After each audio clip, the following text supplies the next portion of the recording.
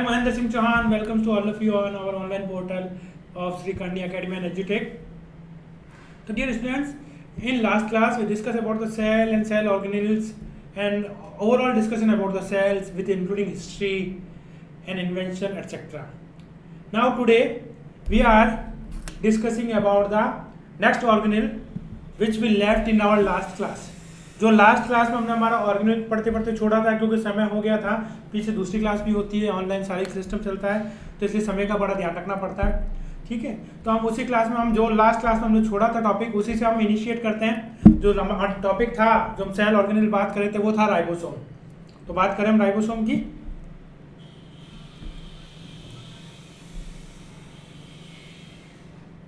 ये राइबोसोम की बात हो रही थी हमारे लास्ट क्लास में. तो राइबोसोम्स क्या होते हैं? जनरल हमने डिस्कवरी की बात की थी कि डिस्कवरी के लिए किसने किया था. डिस्कवरी के लिए नाम साइंटिस्ट थे जो पैलेट नाम के साइंटिस्ट थे. इन्होंने राइबोसोम को डिस्कवर किया था. राइबोसोम्स के अलग अलग टाइप पढ़े थे हमने, 70S और 80S. 70S जो S का मतलब होता है, इस S का मतलब होता है स्वेटबर्ग यूनिट.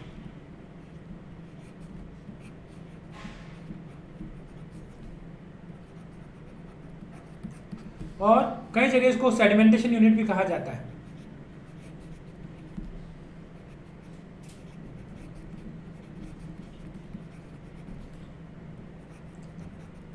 सेडिमेंटेशन मतलब कि कहाँ किस लेवल पे जाकर के सेडिमेंट हो रहा है. 70S वाले अलग लेवल पे सेडिमेंट होते हैं. जिस तरह से मिक्सी में ग्राइंड करते हैं तो पीसने का हर एक चीज़ होता है, जो जितना हार्ड होता है उसको पीसने में टाइम लगता है, और जो जितना सॉफ्ट होगा उसको पीसने में कम टाइम लगेगा मिक्सी में, ग्राइंडर में. सेम यही चीज़ है यहाँ पे सेडिमेंटेशन के लिए 70S और 80S. तो उनके अलग अलग लेवल पे जाके ये सेडिमेंट होते हैं. तो इनका मेन फंक्शन क्या होता है? इनका मेन फंक्शन होता है प्रोटीन सिंथेसिस में. प्रोटीन सिंथेसिस में जैसे हम बात करें ये होता है mRNA. कौन सा RNA? mRNA. mRNA का पूरा नाम कितने लोग बता सकते हैं? जल्दी से कमेंट बॉक्स में मेंशन कीजिए कि mRNA का फुल फॉर्म क्या है. ठीक है, अब जिस तरह से बात करें यहाँ पे अगर कोई mRNA है तो यहाँ राइबोसोम कुछ इस तरह से अटैच होते हैं.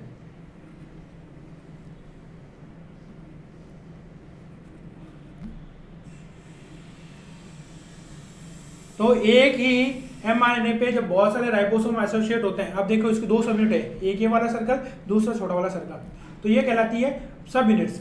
जैसे ये 80S में बात करें हम यूकैरियोट्स में, तो दो सब यूनिट होती है, एक 60S एक होती है 40S. तो ये कहलाएगी 60 और ये कहलाएगी 40. और ये दोनों सब यूनिट किससे जुड़ी होती है? एक बीच में एक आयन काम करता है, मैग्नीशियम आयन, जो इनको जोड़े रखने में सहायक होता है. और ये ER से अटैच्ड होते हैं. ER से भी एंडोप्लाज्मिक रेटिकुलम जो है, शायद हमने बात नहीं की थी लेकिन अभी जल्दी करने वाले हैं इसके बाद ही. ठीक है, उसके साथ ये एंडोप्लाज्मिक रेटिकुलम से जुड़े रहेंगे और वहाँ जो इनको प्रोटीन हेल्प करेगा वो होगा राइबोफ्लोरिन. ये प्रोटीन जो है इनको उसके साथ जुड़े रहने में मदद करता है. अब ये कंडीशन जब mRNA पे होती है, ये एक राइबोसोम, दूसरा, तीसरा, ऐसे बहुत सारे राइबोसोम होंगे, तो ये कंडीशन कहलाती है पॉलीसोम्स. कौन सी? या पॉलीराइबोसोम,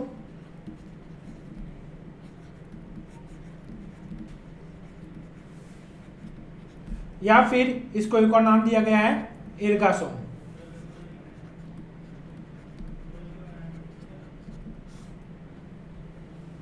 तो ये इनके वर्डिंग है कि ये नाम भी से जाने जाते हैं.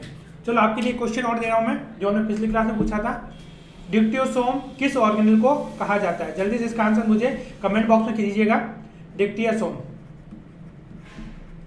किस ऑर्गेनल को कहा जाता है? ठीक है. और अब बात करें राइबोसोम की सिंथेसिस कहाँ होती है, राइबोसोम बनते कहाँ हैं? ये बनते हैं न्यूक्लियोलस में. न्यूक्लियोलस, और न्यूक्लियोलस कहाँ होता है? न्यूक्लियस में. इसलिए न्यूक्लियोलस को क्या कहा जाता है? Protein factories, sorry ribosome factories. Ribosome factories किसको कहा जाता है? न्यूक्लियोलस को.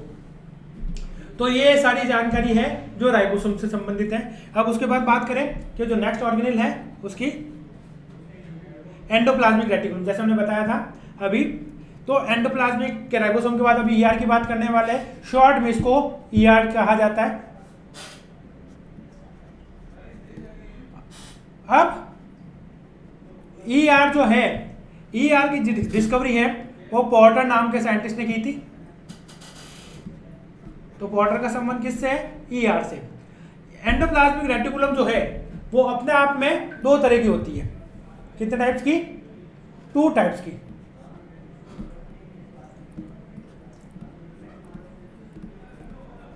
टू टाइप्स कौन कौन से टाइप होते हैं?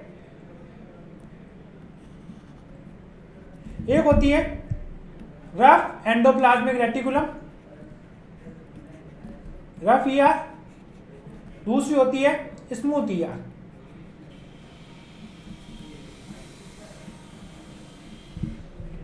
अब ये जो है ईआर, रफ वाली क्या करेगी? रफ को क्यों कहा जाता है? देखो ये ईआर का डायग्राम बना हुआ है यहाँ पे।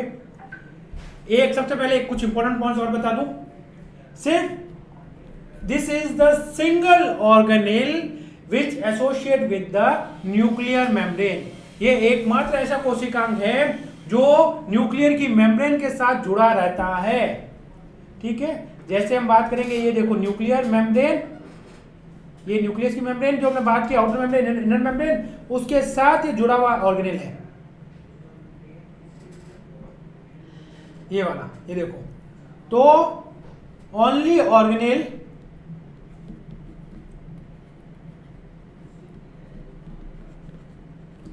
अटैच्ड विथ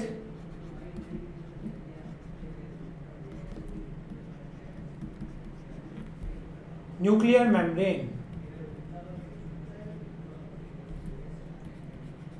तो मतलब एकमात्र ऐसा ऑर्गेनेल है जो न्यूक्लियर मेम्ब्रेन या न्यूक्लियस के संपर्क में डायरेक्ट है। ठीक है, अब यहां हमने 2 लिखा है, एक रफ, दूसरा स्मूथ। तो रफ और स्मूथ में क्या है? रफ में यहां पे राइबोसोम प्रेजेंट होते हैं। क्या होते हैं?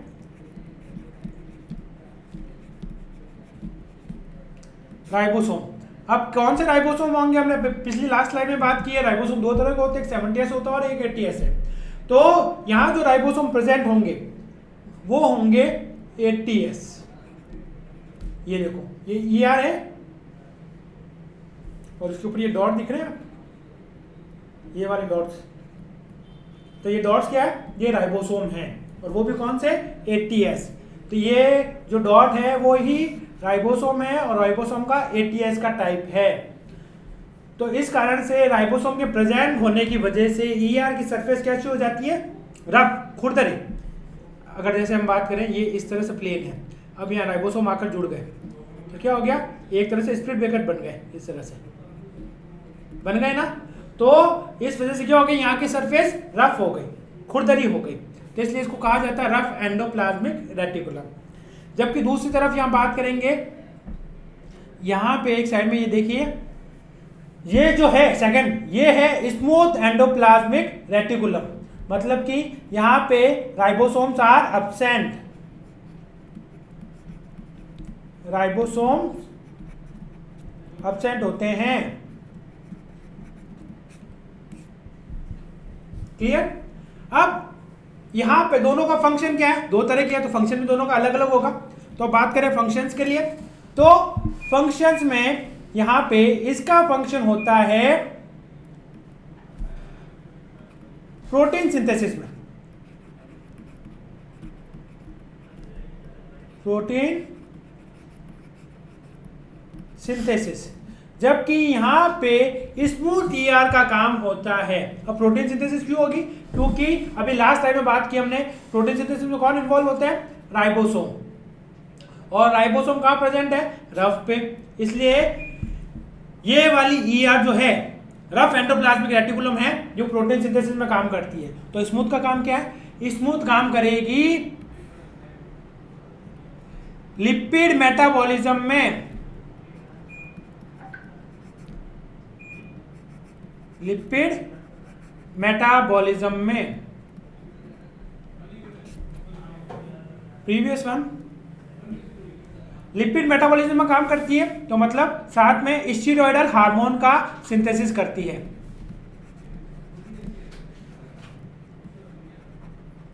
स्टीरॉयडल हार्मोन जो भी होगा उनका सिंथेसिस भी स्मूथ एंडोप्लाज्मिक रेटिकुलम से ही होगा, ठीक है। उसके अलावा एक और ऑर्गेनेल रह गया है, तो मैं रिक्वेस्ट करूंगा हमारे पिछले टेक्निकल टीम से पिछली स्लाइड दिखाएं वापस एक बार। अब यहाँ पे एक ऑर्गेनेल और रह जाता है जिसका स्लाइड में यहाँ पे हम ब्लैंक स्लाइड अगर होती है तो हम बता देते। Blank slide please.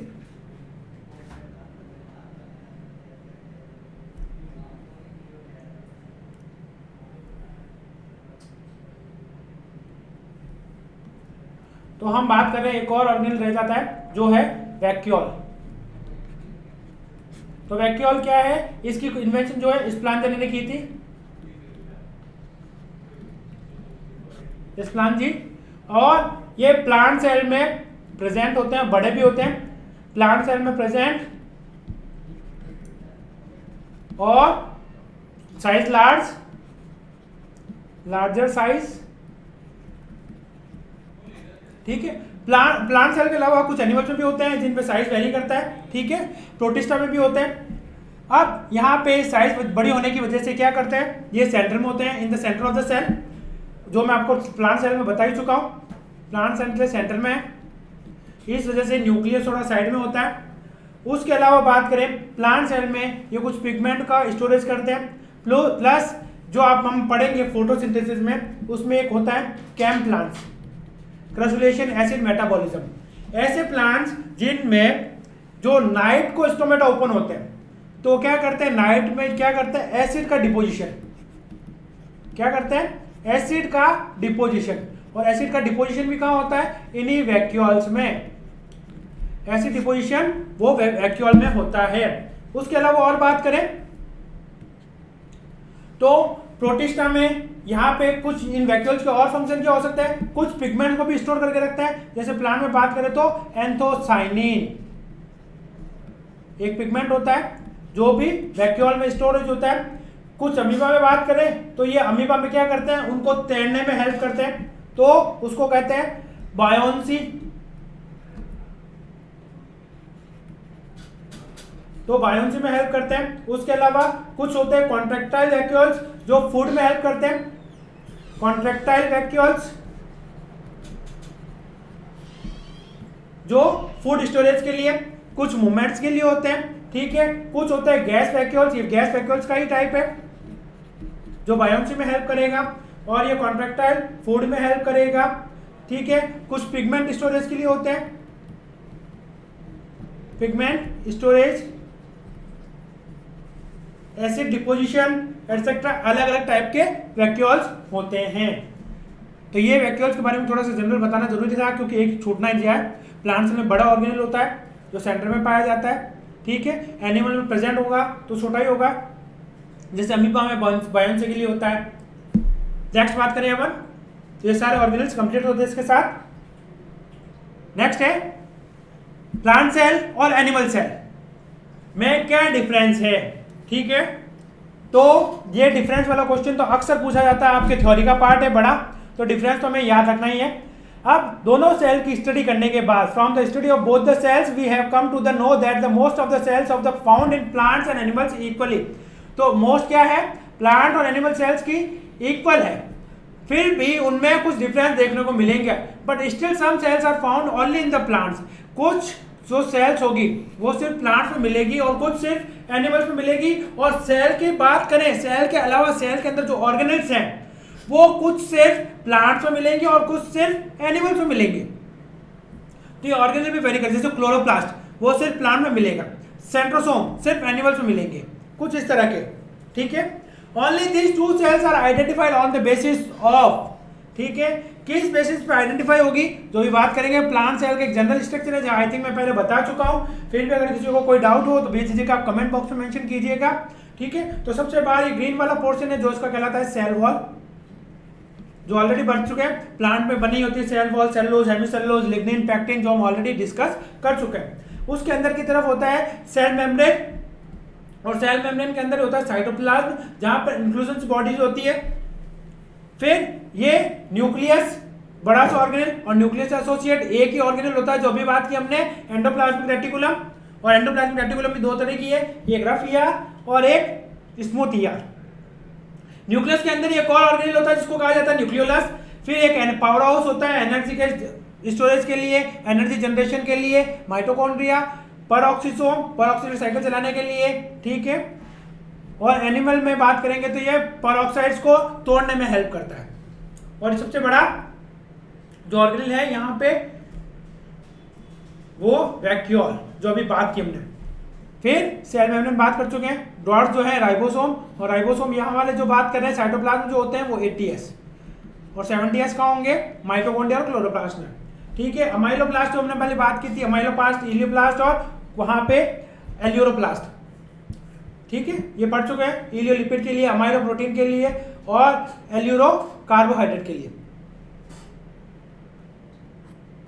फिर बात करें यहाँ पे गोल्जी एपरेटस जो ईआर के बाद सिग्नल को रिसीव करता है। नेक्स्ट बात करें इसमें जो और डिफरेंस है जो नेक्स्ट स्लाइड में, ये प्लांट्स और एनिमल सेल का डायग्राम है जो आप बखूबी देख सकते हैं। जो इसका साइज दे रखा है यहाँ पे, जो इसका साइज है 10 to 30 माइक्रोमीटर इन लेंथ, जबकि यहाँ इसका साइज देखिए 10 to 100 माइक्रोमीटर इन लेंथ, ये प्लांट सेल। अब ये साइज वेरी क्यों हुआ? क्योंकि यहाँ पर सेल वॉल है यहाँ आउटर साइड में।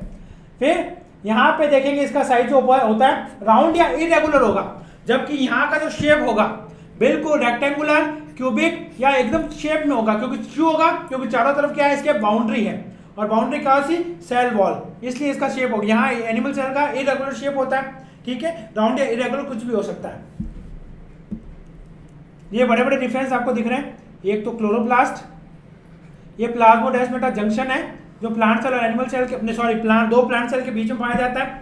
जो मैंने आपको बताया था, एक प्लांट से दूसरे प्लांट सेल में मटेरियल को आगे ट्रांसपोर्ट देना है या इधर भेजना है, कुछ इंट्रासेलुलर ट्रांसपोर्ट हो रहा है, तो वो इन्हीं पोर्स के थ्रू होता है, जिन पोर्स को कहा जाता है प्लाज्मोडेस्माटा। वैक्यूल बता ही चुका हूं अभी।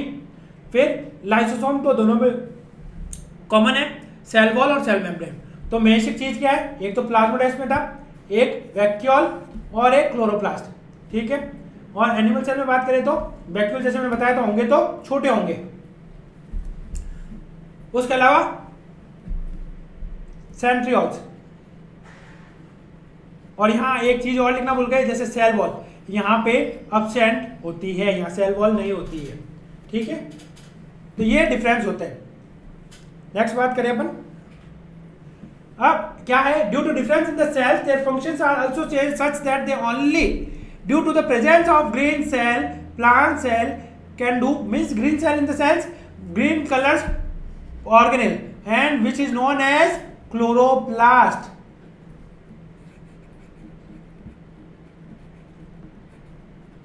तो क्लोरोप्लास्ट की प्रेजेंस के कारण plant cell can do photosynthesis. और फोटोसिंथेसिस क्या होता है? अच्छा, आपको तो पढ़ाया नहीं मैंने, वैसे मेरे वीडियो हैं यहीं पे अपने ऑनलाइन पोर्टल पर, आप चाहें तो देख सकते हैं। हिंदी मीडियम के लिए बनाए थे कुछ, लेकिन आपको समझ में आ जाएंगे। फिर भी कोई एजुटेशन हो तो आप बेझिझक पूछ सकते हैं, ठीक है। तो क्लोरोप्लास्ट क्या करता है? फोटोसिंथेसिस में हेल्प करता है। Similarly the animal cell contains centrosome जो कि प्लांट सेल में एब्सेंट होता है, जो कि मैं प्रीवियस स्लाइड में आपको दिखा चुका हूं। तो एनिमल सेल में सेंट्रोसोम होता है, जबकि प्लांट सेल में क्लोरोप्लास्ट होता है। अगर हम डिफरेंस की बात करें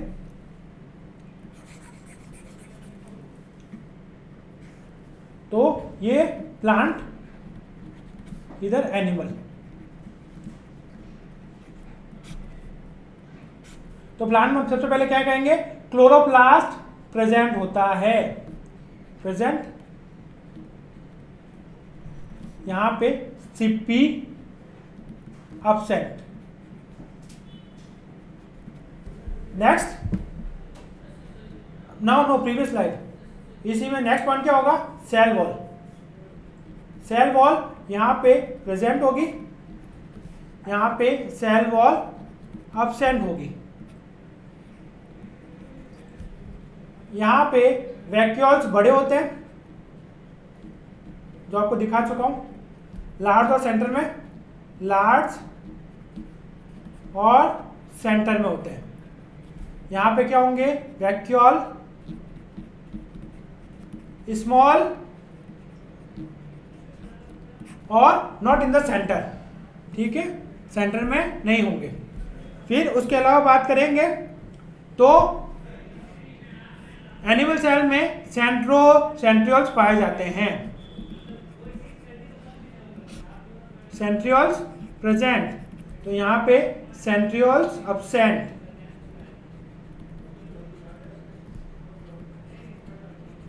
तो ये बेसिक डिफरेंस होते हैं जो आपको याद करना है। इसके अलावा भी बहुत सारे डिफरेंस है जो अब आप लिखिएगा टेबल के फॉर्म में, ठीक है, अच्छे से डिफरेंशिएट करके। इसके साथ आप एक और होमवर्क के तौर पे चाहें तो एक और क्वेश्चन आप लिख सकते हैं, difference between the plant cell and animal cell, and second question is difference between the prokaryotic and eukaryotic cells. ये दो क्वेश्चन आपके अच्छे तैयार हो जाएंगे, इन दोनों को लिखिएगा। नेक्स्ट स्लाइड की बात करें, जो हमने बात की कि अब सेल के रिलेटेड क्या क्या इंपॉर्टेंट पॉइंट्स हैं जो अभी तक हमने पूरे ओवरऑल सेल में बात की है, तो इन पॉइंट्स को हमें याद रखना है। अगर ये पॉइंट हमें याद रहते हैं तो हमें पता रहता है। वैसे हालांकि मुझे जो आंसर लिखे हैं आंसर को हाइड करके रखना चाहिए था, आप लोगों से पूछने चाहिए थे, लेकिन फिर भी ये टाइम कंज्यूमिंग होता है, इसलिए मैंने आंसर को साथ साथ में लिख दिया। तो हम शुरू करते हैं इन पॉइंट्स के लिए। अब आपको यहाँ से रिमेम्बरेंस होगी, थोड़ा एक्टिवनेस दिखाइएगा, ठीक है। जो अभी तक हमने पूरा सेल का पढ़ा, ये सेल का पूरा एक तरह से प्रिसाइज है, ओवरऑल उसका सारांश है, ठीक है, कंक्लूजन हम कह सकते हैं इसको। तो important points of the cells are, first point की बात करें, it is a membrane found around each cell that keeps the cell stable. Cell के चारों तरफ एक मेम्ब्रेन होती है जो सेल को स्टेबल रहती है। तो वो कौन सी होगी? द सेल मेम्ब्रेन, जो हर सेल में होती है, प्लांट सेल में भी होगी, एनिमल सेल में भी होगी, प्रोकैरियोट्स में भी होगी। Study structure that protects the cell, तो क्या होगा? सेल का चारों तरफ एक स्टडी हार्ड स्ट्रक्चर जो होता है वो कहलाता है सेल वॉल। फिर ये नेक्स्ट पॉइंट है यहां से, it is the most important organ of the cell. Cell का सबसे इंपॉर्टेंट ऑर्गन कौन सा होता है? न्यूक्लियस। और न्यूक्लियस न्यूक्लियस में क्या होता है? जेनेटिक मटेरियल होता है, जेनेटिक मटेरियल। और वो क्या होता है? DNA, deoxyribose nucleic acid. Next point है ये, यहां से नेक्स्ट पॉइंट शुरू हो जाता है। It is also called the energy planner of cell और पावर हाउस ऑफ सेल। तो कौन सा है? माइटोकॉन्ड्रिया। और माइटोकॉन्ड्रिया को ऐसा क्यों कहा जाता है? बिकॉज हमें पता है माइटोकॉन्ड्रिया में एनर्जी का जनरेशन होता है। माइटोकॉन्ड्रिया में क्या है? एनर्जी सिंथेसिस होती है, वो केमिकल फॉर्म में रहती है, और केमिकल फॉर्म में जो एनर्जी रहती है उसका नाम होता है एटीपी। और जल्दी से आप सभी लोग लग जाइए इसका फुल फॉर्म बताने में। मैं देखता हूं कितने लोग सही जवाब दे पाते हैं, क्योंकि हम बात कर चुके थे, माइटोकॉन्ड्रिया की बात की थी। और माइटोकॉन्ड्रिया इसको क्यों सिंथेसाइज कर सकता है, और एटीपी सिंथेसिस माइटोकॉन्ड्रिया के स्ट्रक्चर में कहां पर होता है वो भी आप बताइएगा मुझे, ठीक है। Next, it perform the function of photosynthesis. Photosynthesis कहां होता है? प्लांट सेल में। और फोटोसिंथेसिस करने वाला ऑर्गेनेल क्लोरोप्लास्ट। और क्लोरोप्लास्ट का रंग हरा क्यों होता है? Why the chloroplast are green in colour? जल्दी से इसका भी आंसर मुझे दीजिए, क्योंकि हम ये आप लोगों से मैं पूछ रहा हूं क्योंकि हम इसके बारे में पढ़ चुके हैं। फर्स्ट टेस्ट कमेंट बॉक्स में इसका आंसर दीजिएगा मुझे, ठीक है। अगर आप लाइव नहीं हैं तो जब लिखें तो इसके बारे में थोड़ा पॉइंट्स को मेंशन कर दीजिएगा, क्वेश्चन को रिमाइंड करते हुए, क्योंकि मुझे नहीं पता रहेगा आप इसका आंसर क्या करने जा रहे हैं। नेक्स्ट बात करें, नेक्स्ट टाइप में और इंपॉर्टेंट पॉइंट्स क्या है? It is found near the nucleus and helps in the cell division. Nucleus के पास कौन से ऑर्गेनेल पाए जाते हैं जो कि सेल डिवीजन में हेल्प करते हैं? कौन से हैं? मैंने एक ही ऑर्गेनेल बताया था आपको सेल डिवीजन में हेल्प करते हैं, वो है सेंट्रोसोम्स या सेंट्रियोल्स, जो कि 90 प्रीवियस स्लाइड, जो कि एक दूसरे के साथ सबसे पहले तो एक पेयर में होते हैं और दोनों के बीच का एंगल जो होता है 90 डिग्री होता है। जो और यहाँ पे जो इनका ट्रिपलेट के फॉर्म में होता है, ट्रिपलेट का जो अरेंजमेंट होता है 9+0 का होता है, और इसको एक नाम दिया था अपन ने कार्टविल structure. A complex mesh structure made of membrane is called a nucleus, ठीक है। न्यूक्लियस के नियर है, ठीक है, कॉल्ड न्यूक्लियस नहीं है। न्यूक्लियर के पास में एक मेश नेटवर्क, एक जाल सा नेटवर्क है मेम्ब्रेन्स का, उसको कहा जाता है एंडोप्लाज्मिक रेटिकुलम। और एंडोप्लाज्मिक रेटिकुलम जो होता है वो भी दो तरह की होती है, जो अभी आज हमने बात की है। एक होती है रफ ईआर, दूसरी एसईआर। और ईआर का खोज जो की थी, डिस्कवरी की थी, वो पॉटर ने की थी, जो भी बात कर चुके। The organelle which helps in protein synthesis. Protein synthesis में कौन सा ऑर्गेनेल हेल्प करता है? राइबोसोम्स, ठीक है। This is the organelle which is without membrane bound, जो कि मेम्ब्रेन से बाउंड नहीं होता है। और प्रोटीन सिंथेसिस में जो हेल्प करते हैं वो होते हैं एटीएस। नेक्स्ट बात करें इंपॉर्टेंट पॉइंट्स, उसी में नेक्स्ट कंटिन्यू में बात कर रहे हैं अपन। Cytoplasm is made up of, ठीक है, किसका बना होता है? ये जनरल था, हालांकि हम पढ़ चुके हैं, थोड़ा सा आपका ये रिवीजन पर्पज से ही है। साइटोप्लाज्म किसका बना होता है? पेप्टिडोग्लाइकन। यहाँ पे plasma membrane are made up of fats, protein, peptidoglycan के बारे में है, ठीक है, कि प्लाज्मा मेम्ब्रेन जो मेड अप होती है फैट्स की होती है, प्रोटीन की होती है, ओलिगोसैकराइड। जब उसका प्लाज्मा मेम्ब्रेन का हमने स्ट्रक्चर बात की थी तो उसमें फैट्स, लिपिड्स की भी बात की, प्रोटीन की भी बात की थी और ओलिगोसैकराइड। हमने डिफरेंट मॉडल पढ़े थे, यूनिट मॉडल, सैंडविच मॉडल और फ्लूइड मोज़ेक मॉडल। तो उसमें मेनली लिपिड और प्रोटीन, और लिपिड जो होती है उसके दो पोर्शन होते हैं, एक हाइड्रोफिलिक होता है और दूसरा हाइड्रोफोबिक होता है। हाइड्रोफिलिक मतलब जिस पोर्शन है जो पानी से लगा होता है उसको which love water, and hydrophobic which hates water, ठीक है। फिर बैक्टीरिया जो टाइप्स होते हैं दो तरह का होता है, ग्राम पॉजिटिव होता है, एक ग्राम नेगेटिव होता है। फिर बात करें next, involvement of plasma membrane leads to the formation of mesosomes, ठीक है। तो जो प्लाज्मा मेम्ब्रेन का इन्वॉल्वमेंट होता है उससे क्या बनता है? यहाँ पे मेसोसोम्स, और मेसोसोम्स जो होता है बैक्टीरिया की बात करें, प्रोकैरियोटिक सेल की बात करें, वहां प्रेजेंट होते हैं, ठीक है। और जो कि रेस्पिरेशन के एंजाइम्स प्रेजेंट होते हैं मेसोसोम्स में, ये इंपॉर्टेंट चीज है, नेट में पूछा गया क्वेश्चन है, ठीक है। नेक्स्ट बात करें, in addition to the genomic DNA, single circular DNA is also found in single circular DNA is also extra chromosomal DNA is found in prokaryotic cell which is known as plasmid DNA। हम bacteria के structure में बात करें तो ये तो हमारा genophore था।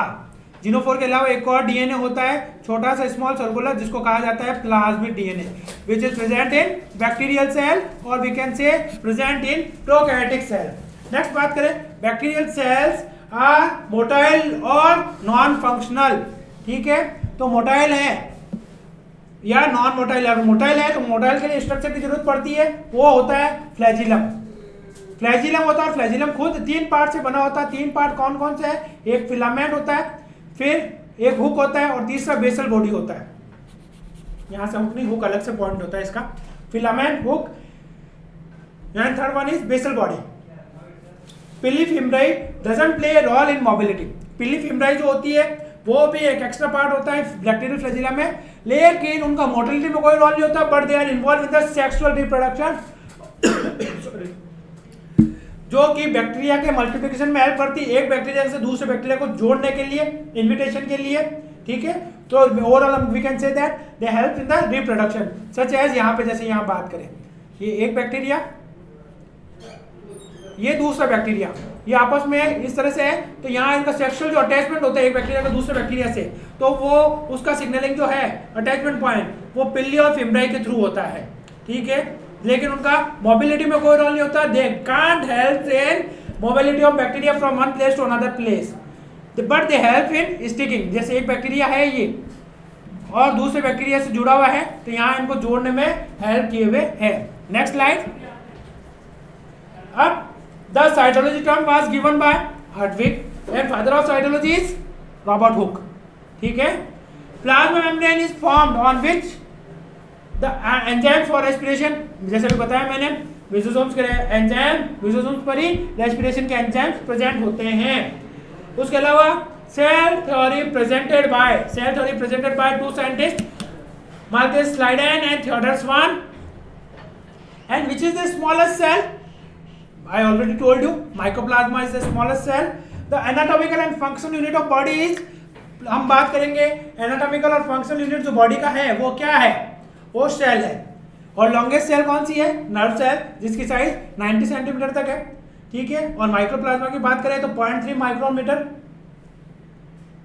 फिर organism are made up of single cell, they are called, जो भी ऑर्गेनिज्म एक ही सेल के बने हो तो उनको कहा जाता है यूनिसेलुलर ऑर्गेनिज्म, जैसे अमीबा। फिर पैरामीशियम, यूग्लिना, ये सारे क्या यूनिसेलुलर ऑर्गेनिज्म है जो हम पढ़ चुके हैं, ठीक है, ये रिवीजन पॉइंट ऑफ व्यू से। और जीनोमिक डीएनए के अलावा एक और एक्स्ट्रा डीएनए पाया जाता है, जैसा भी मैंने आपको बताया था डायग्रामेटिकली, उसको प्लाज्मिड डीएनए कहा जाता है। सबसे पहले सेल को खोजा गया, सेल को देखा गया किसके द्वारा? रॉबर्ट हुक के द्वारा, डेड सेल सी, और कैसे दिख रही थी? हनीकॉम्ब की तरह, मधुमक्खी के छत्ते की तरह। उसके अलावा बात करें किससे देखा? सिंपल मैग्नीफायर से देखा था रॉबर्ट हुक ने 1665 में। उसके अलावा और क्या बात थी? इन सेल को क्या नाम दिया गया था रॉबर्ट हुक के द्वारा? उनको नाम दिया गया था कोशा, ये इंपॉर्टेंट है। अब the organelle which help in the protein synthesis are ribosome, ठीक है। तो राइबोसोम में जो होते हैं वो प्रोटीन सिंथेसिस में हेल्प करते हैं, और राइबोसोम प्रेजेंट कहाँ होता है, न्यूक्लियोलस में, तो इसलिए इनको कहा जाता है organelles with in the organelles, organelle with in the organelle, क्योंकि ये खुद प्रेजेंट का होता है न्यूक्लियोलस में, और न्यूक्लियोलस भी क्या है, एक ऑर्गेनेल है। राइबोसोम भी विदाउट मेम्ब्रेन बाउंड ऑर्गेनेल है, और न्यूक्लियोलस भी विदाउट मेम्ब्रेन बाउंड ऑर्गेनेल है। ऑर्गेनिज्म जो ऑर्गेनिज्म एक से ज्यादा सेल्स के बने होते हैं उन ऑर्गेनिजम्स को कहा जाता है multicellular organism. Example अर्थफॉर्म, elephant, human being, monkey, banyan tree etcetera. तो डियर स्टूडेंट्स, ये हमारा ओवरऑल सेल के चैप्टर का पूरा कंक्लूजन था। तो उम्मीद करता हूं आपको सेल का पूरा चैप्टर ही समझ में आ गया होगा, ठीक है। और फिर भी अगर आपके मन में किसी प्रकार का कोई डाउट रह जाता है तो बिल्कुल भी हेजिटेशन मत कीजिएगा। तो कोई क्या सोचेगा, हमें मन में डाउट है, सर से पूछूं कि नहीं पूछूं, बेझिझक कमेंट बॉक्स में लिखिएगा, जैसे ही मुझे पहुंचेगा मैं आपको उसका रिप्लाई करूंगा। तो उम्मीद करता हूँ पूरा सेल चैप्टर आपको समझ में आया होगा, और ये पूरा आपको अच्छे से समझ में आया होगा, और वीडियो भी आपको पसंद आए होंगे। तो इसको आप लाइक कीजिएगा, शेयर कीजिए, ठीक है, अपने फ्रेंड्स और जो भी जिनके लिए भी मीनिंगफुल हो, जिनके लिए फायदेमंद हो, जो आगे उनको अप्रोच कर सके, ठीक है, जो इसका यूटिलाइजेशन सही से कर सके। और चैनल को सब्सक्राइब करके रखिएगा, ठीक है, नहीं किया तो कर लेना, कर लिया तो अच्छी बात है, ताकि हमारे लेटेस्ट अपडेट्स आपको मिल सके, ठीक है। और जल्द अब आप चलिए, अब जो भी अपडेट्स होगा वो यहाँ के मैनेजमेंट टीम, टेक्निकल टीम आपको बता देगी। इसी के साथ मैं महेंद्र सिंह चौहान आपसे आज्ञा चाहूंगा। जय हिंद।